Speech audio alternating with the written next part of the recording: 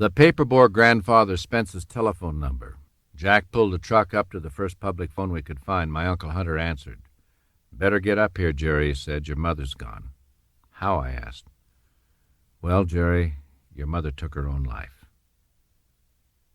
I drove all night. When I arrived, my father was with my brother and sister at Grandpa Spence's, little wide-eyed kids, afraid, holding on to him.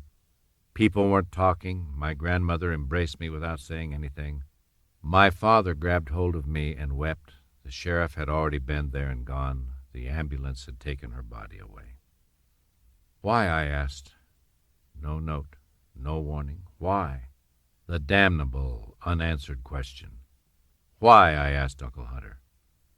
"Don't know," he said. "Barbara Jean was sleeping with your mother. Tommy was sleeping in the other bed. Barbara woke up in the middle of the night. Mother was gone. Her clothes were gone, too. The kids were talking, wondering where their mother was. That woke up the old folks. They went to the bedroom to find out what was going on. On Monday, your folks were going to start moving into that store your dad bought. Your dad was at the store that night doing inventory. He had to stay over because there was no one to watch the place. That's when she did it, while he was gone." "Who found her?" I asked. "I did," Uncle Hunter said. "She was in the ditch behind the house. She put your father's old 30-40 Craig in her mouth and pulled the trigger." Meat getting old gun. Heard my father call his rifle that 100 times. Uncle Hunter showed me the place, the ditch under a good apple tree, the same place where once as a child I had walked behind Grandpa Spence, his old mules pulling hard on the ditcher, clearing the ditch for water and for life. Many years later, I talked to my father about that day. 2 of his old friends had been called to help hunt for my mother. He met them after she'd been found, and he told me, I asked them 2 quick questions. "Is she dead?" "Yes," they said. "Did she suffer?" "No," they said. Then my father said, I fell to pieces. "Oh, God," I thought, "how can I tell Barbara and Tom?" I finally got control of myself, and a little later I sat down with the kids in the front yard. I told them, "Mother's gone. She won't be with us anymore." I let that soak in, and then I said, "She's dead." We clung to each other. Then Tom burst out with it. "Oh, Daddy, we're all alone." After Uncle Hunter showed me the place, I walked alone to the chokecherries below my grandfather's house. I sat down on the ground and laid my head between my knees, and I tried to weep. "How could you do this, Mother? Your mother did not do this to you," I heard a voice say. "It was you who did this to your mother." Then the voice began reading the charges. "Was it not you who had abandoned her teaching, who turned your back on her church, who scorned her wishes? Was it not you who laid with the whores, who drank with the drunks, who smoked and desecrated your mother's life, and mocked her covenant with God? Was it not you who voided her promise to God, for you had rendered her helpless to fulfill her promise?" "Oh, God, forgive me," I cried. I did not know what else to say, but God didn't answer. All I heard was the singing of the blackbirds in the chokecherry trees. And my father, how could he forgive me? I had killed his love, his woman, his wife, the mother of his children. Had he not warned me? My sister, my little innocent brother, how could they forgive me? I had murdered their mother as well. At the mortuary, we said goodbye to her. The casket lay open. I stood at my father's left. Tom and Barbara hung on to him at his right. She lay as silent as any corpse. I wanted to speak to her. I wanted to run away, but I was a man and could not run.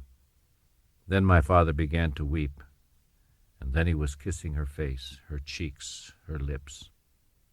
The children stared at their father, at the living and the dead, their eyes like frightened rabbits. I could not touch the corpse. I was afraid to touch what surely I had wrought. I do not remember the service. I could not say who else was there. I cannot remember their taking the casket to the cemetery, or how they buried her next to little Peggy. I cannot remember the hole in the ground. I cannot recall their lowering the casket. I cannot remember leaving.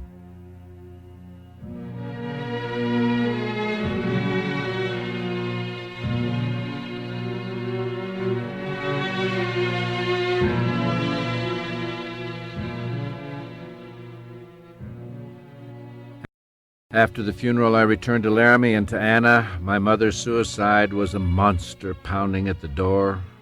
Locked behind the door, I barred it and shoved the furniture of my life up against it. I stood alone, bearing my conviction, staggering under the guilt of it, terrified of the punishment, and convinced that to plead for absolution was futile. I had one escape: the fearsome demands of law school. I plunged into my studies. I grasped at the cases. I bored in on the professors. Dead to the living world, I was alive only to the dead law. I sat at our small table, my books and papers in disarray, my eyes blind to all around me. Often Anna dared not speak to me. Often I spoke to her only to scold her. Then she would disappear into the bedroom, and I would hear nothing of her for the rest of the night, and I too became lonely. The final exam in judicial remedies was administered in the law library by the professor. There were 10 essay questions. We had 4 hours. I wrote as if in a trance, trusting the almost unconscious mind to sort it all out, and when the professor called time, I had somehow finished. After that, I awoke. I was walking down the street toward home.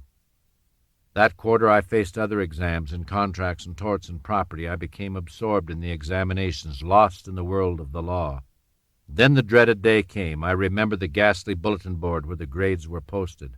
On that day, some students approached the board like prisoners, snatching their mandate of death from the warden's hand. Others walked up to the board with great nonchalance. Some just disappeared. I was afraid to look, and then I did. I got 3 A's and a B.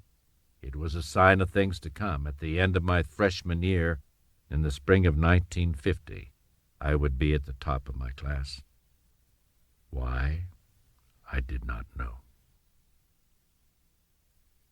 In December of 1949, 3 months after my mother's death, Kip Tyler Spence, weighing 10 pounds or thereabouts, was born. I was 20. The baby's grandmother, Maybelle, was at the hospital when he was born.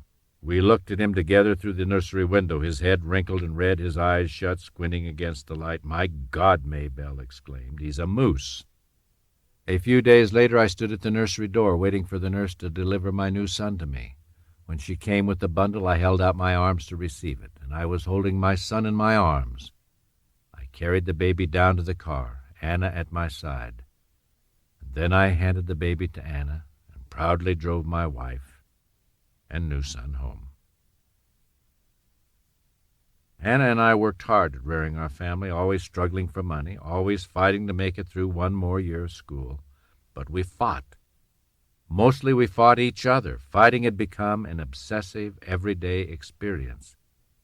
At last it grew into an expectation. After that, an excuse. Why avoid a fight when it helped relieve the pressure? I could holler at Anna when I couldn't holler at a professor. She could holler at me when she couldn't whip a child.